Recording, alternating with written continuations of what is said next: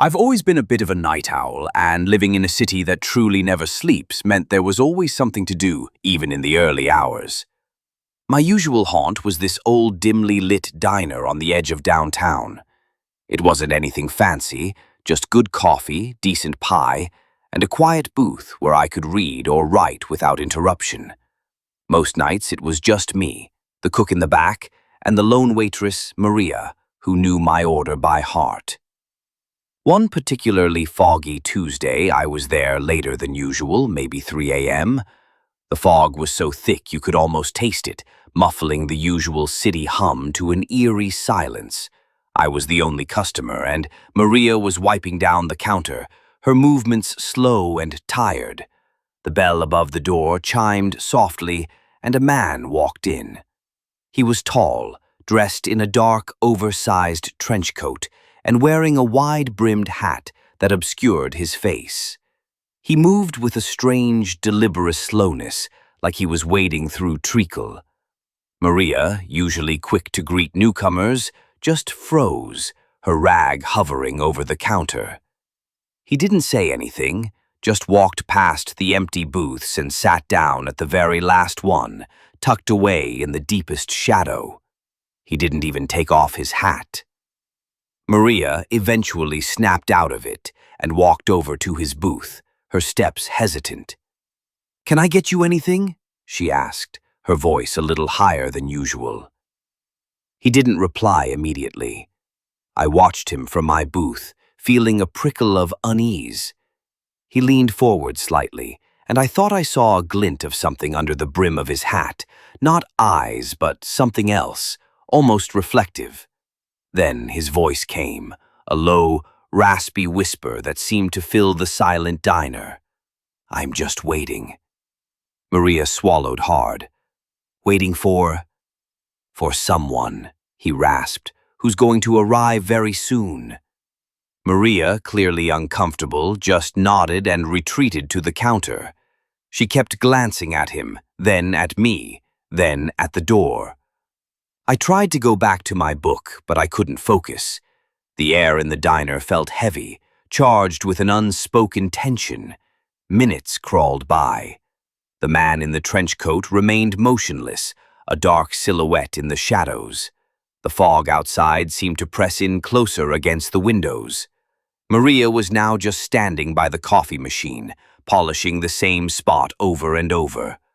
Suddenly, the man spoke again, his voice still a whisper, but it seemed to carry effortlessly across the diner.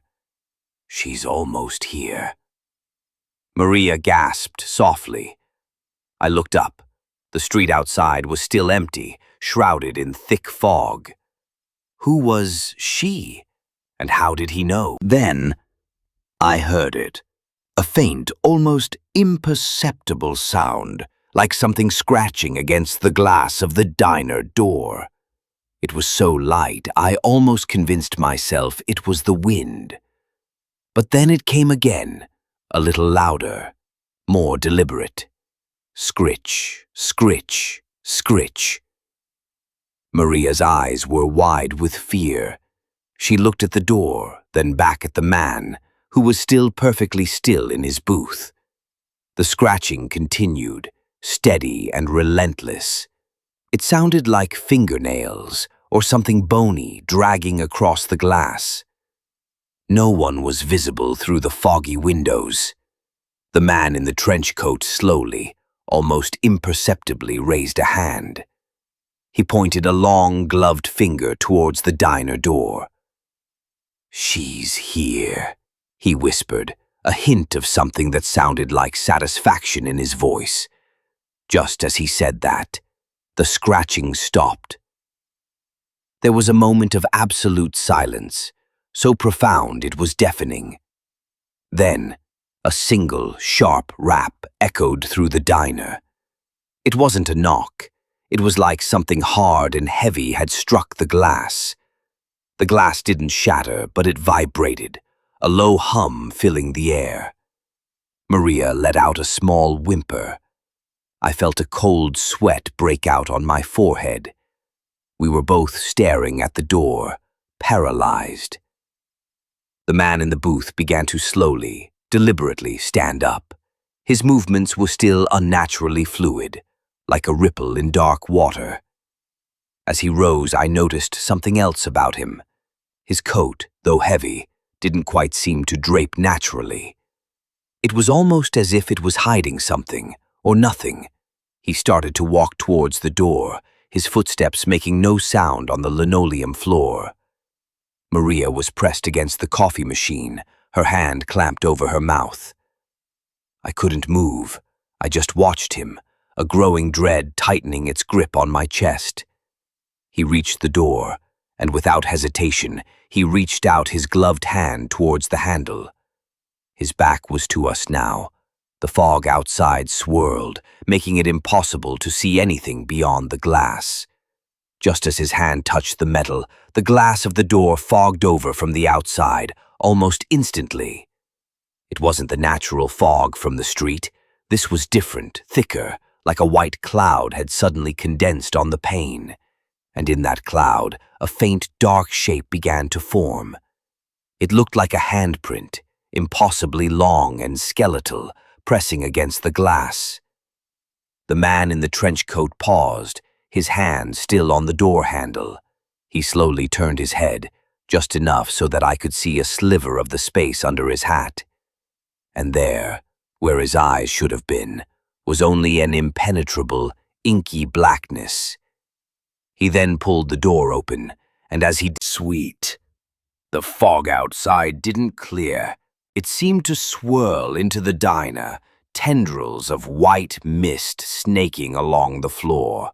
He stepped out into the swirling fog, and as he did, the dark handprint on the glass dissolved. He didn't look back.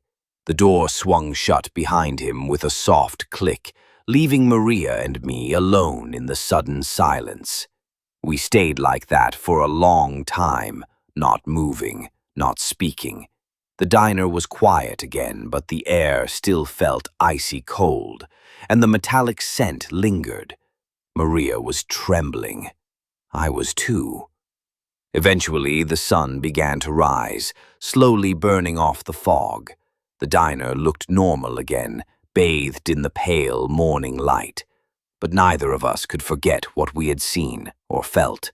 I never went back to that diner at night, and Maria quit a week later.